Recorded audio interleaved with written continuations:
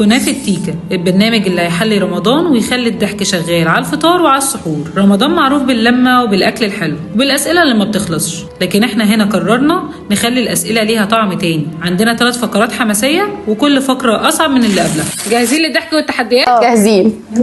ادم. الفقرة الأولى عصير وتحضير واللي جاي تقيل. هنبدأ بهدوء نشرب العصير بس ما تتخدعوش لأن ده مجرد تسخين واللي جاي تقيل. يلا بينا نتعرف عليكم. ادم شعلان. امينه العشري. يلا نشرب العصير. نشرب.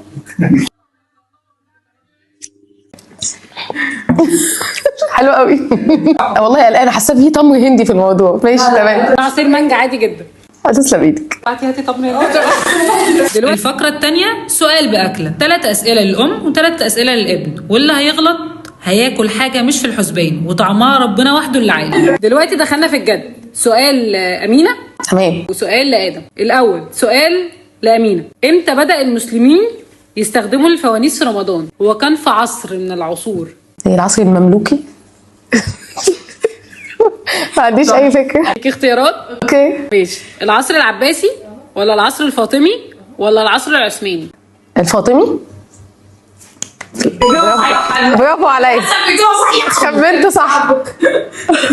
طيب سؤال لآدم، ايه الحاجة اللي من غيرها الكمبيوتر ما يعرفش ينفذ الأوامر؟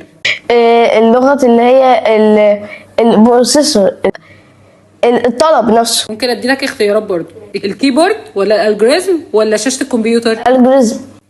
برافو. شايفة الدومة؟ طيب السؤال التاني لأمينة، مين أول فنان مصري غنى وحوي يا وحوي؟ يا لهوي على الاسئله الصعبه. هو حد قديم، ده مش عارف هو مين بصراحه.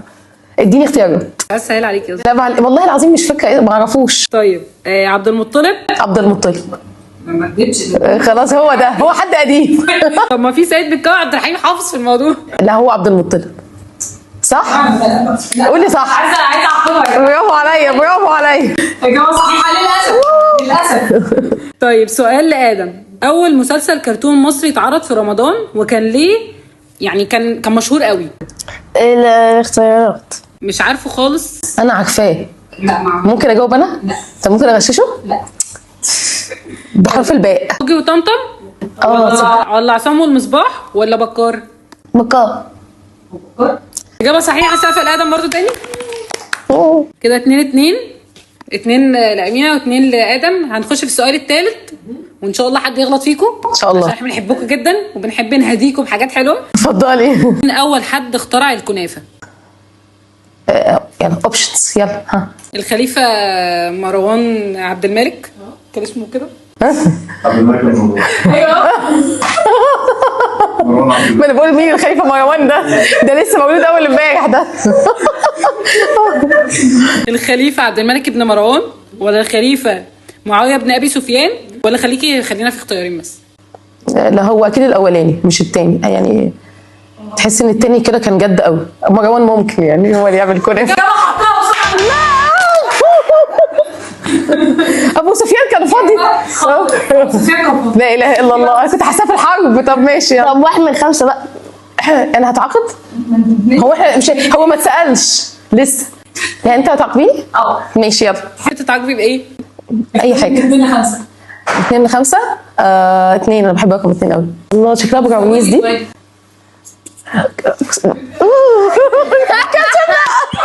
كاتشب على. لا والله مش هجرب. انت خدت رياكشن خلاص. كم دي ده؟ كما تدين تدان. مش عارفه مين المجرم اللي فكر التفكير ده.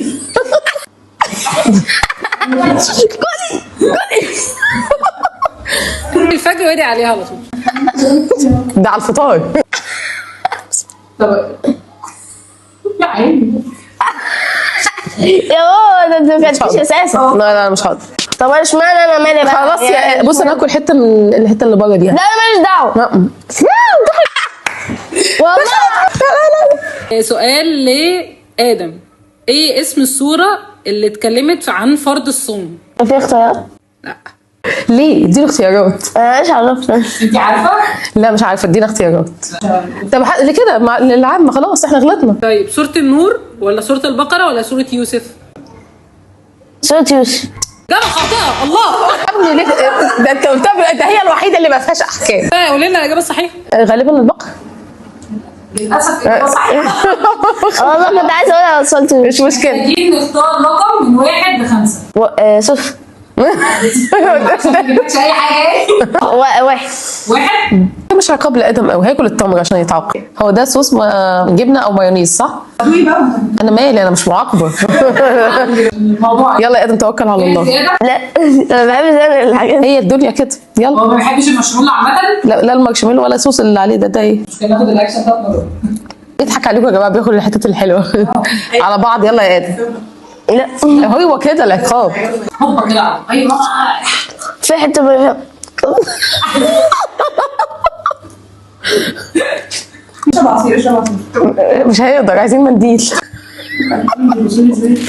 الفقرة الثالثة، خلي بالك من لسانك. لسانك يتشقلب عقلك يتلخبط، واللي يقدر يقول الجملة 5 مرات صح ورا بعض هو الكسبان. دلوقتي الفقرة الثالثة، خلي بالك من لسانك.